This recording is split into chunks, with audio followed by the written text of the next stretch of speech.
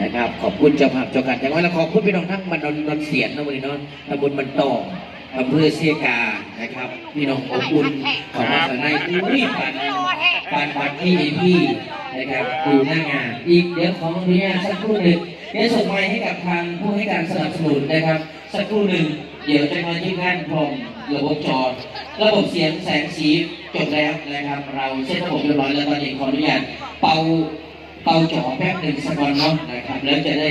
นะครับเดี๋ยวเชิญยังคณะกรรมการขึ้นเปิดงานพี่น้องผู้ดีท่านฝากของมาทางได้เลยนะครับครับก็ได้มาจ้าก็อยู่ในกรุงเทพจ้าบ้านเขาจูบด้วยมาเหรอมันสวยจังสวัสดีค่ะขออนุญาตใช้เสียงด้วยค่ะระวังรถช่องการแสดงด้วยค่ะไม่ได้ไฟไล่นะคะผู้สนับสนุนหลักของพวกหมอดำเอามาเล